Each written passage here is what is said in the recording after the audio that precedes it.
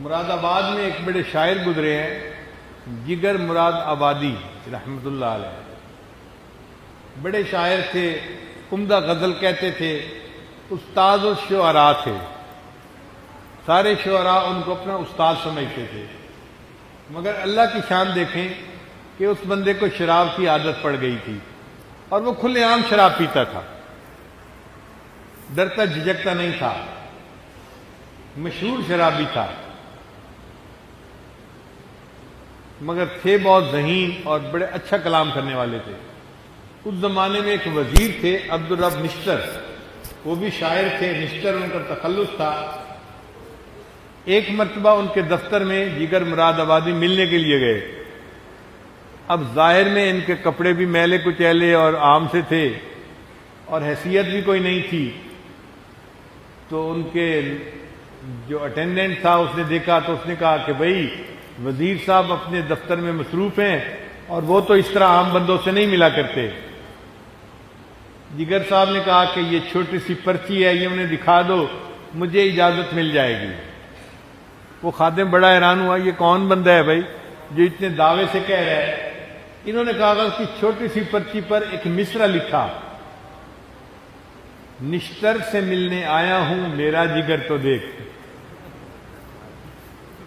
نشتر سے ملنے آیا ہوں میرا جگر تو دیکھ۔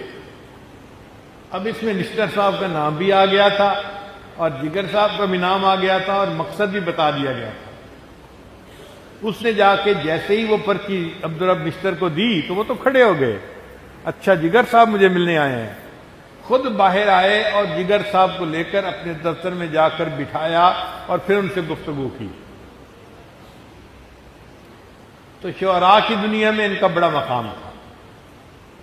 اللہ کی شان دیکھیں، اللہ سبب بنانے والے ہیں کہ اس زمانے میں اجمیر شریف میں ایک نعتیہ مشاعرہ ہوا۔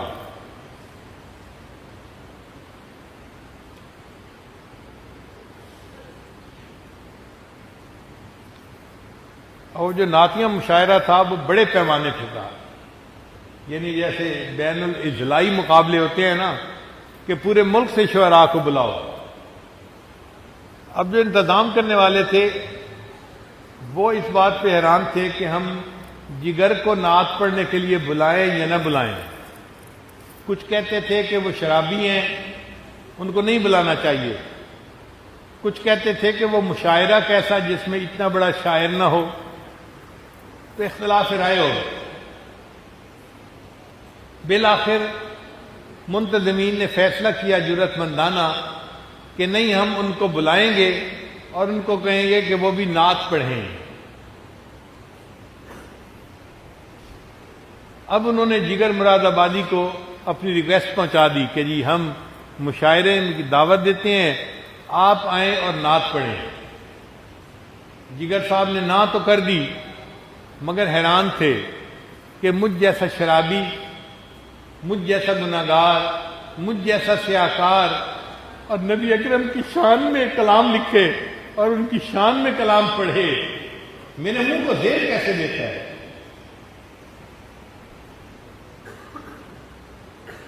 پھر ان کے دوستوں نے ان کو مجبور کیا، مگر ان کو تو نعت لکھنے سے کوئی انس ہی نہیں تھا۔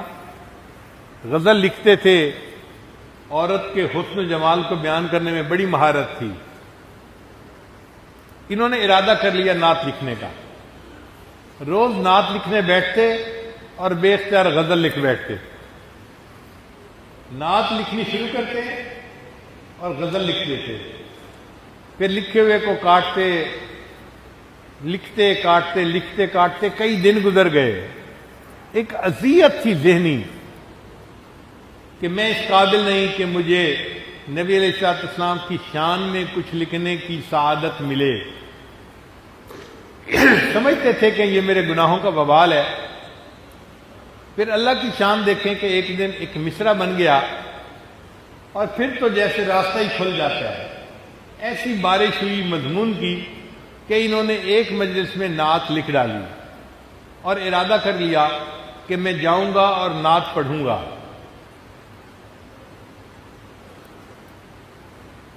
پھر انہوں نے سوچا کہ عوام الناس بکھرے ہوئے ہیں کہ کیسے کوئی ایک شرابی کو نعت پڑھنے کے لیے کہہ سکتا ہے. اگر جگر صاحب نے نعت پڑھی تو ہم ان کی پٹائی کریں گے. تو ہنگامہ کھڑے ہونے کا ڈر تھا. تو منتظمین نے کہا کہ آپ مشاعرے سے چند دن پہلے ہی آ جائیں اجمیر شریف. یہ 3 دن پہلے مشاعرے سے اجمیر شریف پہنچ گئے. لوگوں کو پتہ نہیں تھا، لوگ توقع کرتے تھے کہ جی مشاعرے کے دن آئیں گے. یہ وہاں بیٹھے ہیں اجمیر شریف میں اور حالات کا جائزہ لے رہے ہیں. شہر میں بڑے بڑے پوسٹر لگے ہوئے ہیں. ہم ایک شرابی کو نبی علیہ السلام کی شان میں شعر نعت کہنے کی اجازت نہیں دے سکتے. اگر اس نے نعت پڑھی تو ہم اس کو ذلیل کریں گے، رسوا کریں گے، ہم اس کی مخالفت کریں گے. اب منتظمین بھی پریشان تھے. خیر جب مشاعرے کا دن آیا تو جگر صاحب کو انہوں نے بڑے حفاظت کے ساتھ مشاعرے کی جگہ تک پہنچا دیا اور چھپا کے بٹھا دیا. اب شاعر آئے اور انہوں نے آ کے اپنی اپنی نعتیں پڑھنی شروع کر دیں. جب محفل عروج پہ تھی نا، اس وقت جو اسٹیج سیکرٹری تھا اس نے اعلان کیا کہ رئیس المتغزلین جگر مراد آبادی آتے ہیں. اب یہ نام سن کے ایک ہنگامہ، ایک شور برپا ہو گیا. مجمع نے کہنا شروع کر دیا نہیں، ہم ان کی نعت نہیں سنیں گے، یہ شرابی ہے، کبابی ہے، ہرگز اجازت نہیں دے سکتے، یہ گستاخی ہے کہ یہ ہمارے آقا صلی اللہ علیہ وسلم کی شان میں کوئی بات کرے. خیر جگر مراد آبادی نے بڑے تحمل کے ساتھ اسٹیج پہ آ کے سب ہنگامے کو دیکھا اور پھر اتنی بات کہی کہ محترم سامعین، آپ مجھے ہوٹنگ کر رہے ہیں یا اس نعت کو ہوٹنگ کر رہے ہیں جو میں سنانے کے لیے آج آپ کے سامنے آیا ہوں. تو مجمع خاموش ہو گیا. جب مجمع 1 منٹ کے لیے خاموش ہو گیا تو انہوں نے اپنی شعر کا پہلا مصرع پڑھا. ایک رند ہے اور مدحت سلطان مدینہ، ایک رند ہے اور مدحت سلطان مدینہ. اب الفاظ ایسے تھے کہ مجمع کے لوگوں کو جیسے سانپ سونگھ گیا. وہ چاہتے تھے کہ ہم بھی سنیں آخر ایک شرابی نے آقا صلی اللہ علیہ وسلم کے بارے میں کیا کہا. تو جب مجمع خاموش ہو گیا تو جگر مراد آبادی نے روتے ہوئے نبی علیہ السلام کی شان میں اشعار پڑھے. ایک رند ہے اور مدحت سلطان مدینہ، ہاں کوئی نظر رحمت سلطان مدینہ. دامان نظر تنگ فراوانی جلوہ، اے طلعت حق طلعت سلطان مدینہ. اے خاک مدینہ تیری گلیوں کے تصدق، تو خلد ہے تو جنت سلطان مدینہ. اس طرح کے ہر ساس و مصروف عبادت، دیکھوں میں در دولت سلطان مدینہ. ایک ننگے غم عشق بھی ہے منتظر دید، صدقے تیرے اے صورت سلطان مدینہ. کونین کا غم یاد خدا اور شفاعت، دولت ہے یہی دولت سلطان مدینہ. ظاہر میں غریب الغربا پھر بھی یہ عالم، شاہوں سے سوا سطوت سلطان مدینہ. اس امت عاصی کے نہ منہ پھیر خدایا، نازک ہے بہت غیرت سلطان مدینہ. کچھ ہم کو نہیں کام جگر اور کسی سے، کچھ ہم کو نہیں کام جگر اور کسی سے، کافی ہے بس ایک نسبت سلطان مدینہ. کافی ہے بس ایک نسبت سلطان مدینہ. اب جب یہ انہوں نے نعت پڑھی تو مجمع تو حیران تھا کہ اللہ نے ایک شرابی کے زبان سے کیسی عجیب باتیں کہلوا دی. یہ باتیں تو کوئی عاشق صادق ہی کہہ سکتا ہے نا. کچھ ہم کو نہیں کام جگر اور کسی سے، کافی ہے بس ایک نسبت سلطان مدینہ. خیر جگر مراد آبادی بھی خوش تھے اور باقی شعراء بھی خوش تھے. مشاعرے کے بعد جگر مراد آبادی کی ملاقات ہوئی حضرت مجذوب رحمۃ اللہ علیہ سے۔ حضرت مجذوب رحمۃ اللہ علیہ اس زمانے میں گریڈ 22 کے آفیسر تھے، سیکٹری لیول کے، ڈائریکٹر لیول کے آفیسر تھے، مگر داڑھی تھی، سادہ لباس پہنتے تھے اور مولوی ٹائپ بندے تھے۔ تو جگر مراد آبادی نے دیکھا تو انہوں نے پوچھا، مجذوب تم تو مسٹر تھے، تمہاری ٹر کیسے مس ہو گئی؟ مجذوب تم تو مسٹر تھے، انگریزی تعلیم یافتہ تھے، تم تو مسٹر تھے، تمہاری ٹر کیسے مس ہو گئی؟ تو حضرت مجذوب رحمۃ اللہ نے فرمایا کہ مجھے ایک اللہ والے کی صحبت نصیب ہوئی اور اس کی صحبت سے میری ٹر مس ہو گئی۔ تو جگر مراد آبادی نے کہا کہ کیا میری بھی ملاقات ہو سکتی ہے؟ انہوں نے کہا ہاں، میں ان سے اجازت لے کے ملاقات کروا سکتا ہوں۔ جگر مراد آبادی نے کہا کہ میری 2 شرطیں ہیں۔ ایک شرط تو یہ کہ میں آؤں گا تو چونکہ پینا میری عادت بن چکی ہے، اب اس کے بغیر میں رہ نہیں سکتا، تو میں وہاں بھی جا کر پیوں گا، یہ شرط ہے میری۔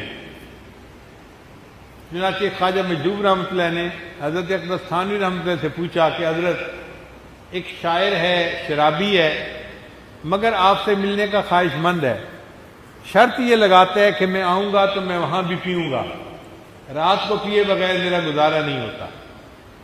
حضرت تھانوی رحمۃ اللہ نے فرمایا ہاں وہ آئیں، ہم ان کو خانقاہ میں نہیں ٹھہرائیں گے، کیونکہ خانقاہ تو پبلک پلیس ہے، پبلک پلیس پر ایسا گناہ نہیں کر سکتے، میں ان کو اپنا گھر ٹھہراؤں گا۔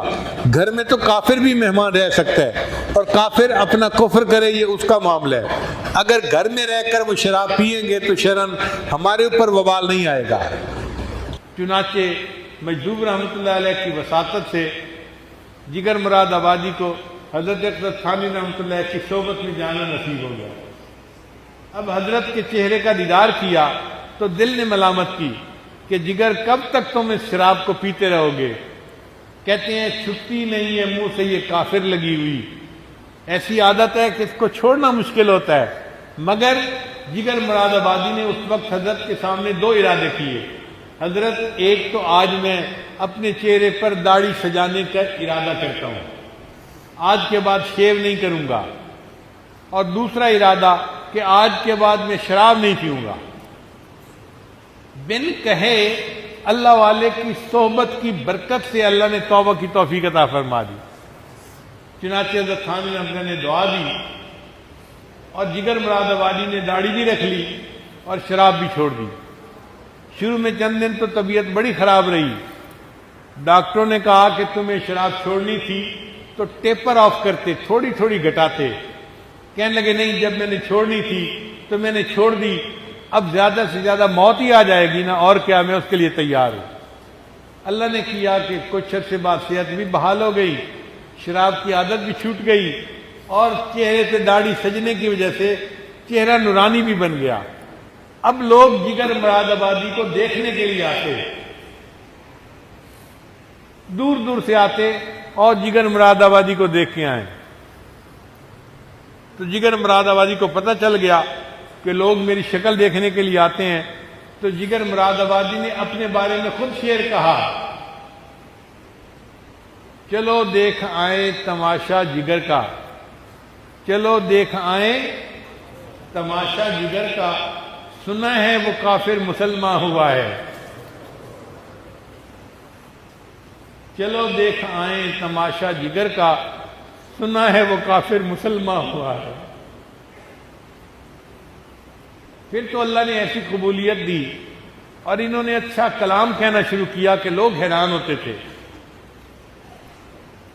ایک دن کسی شاعر نے پوچھا کہ جگر آپ تو مقبول ہو گئے، ہر بندے کے دل میں آپ کی محبت ہے، آخر آپ کو یہ محبوبیت کیسے ملی؟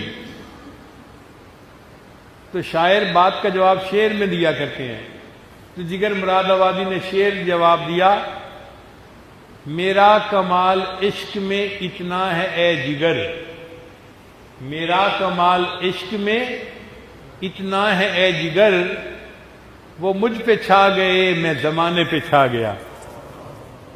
میرا کمال عشق میں اتنا ہے اے جگر، وہ مجھ پہ چھا گئے میں زمانے پہ چھا گیا۔ جب اللہ کی محبت دل میں آتی ہے پھر اللہ پورے عالم میں قبولیت عطا فرما دیتے ہیں۔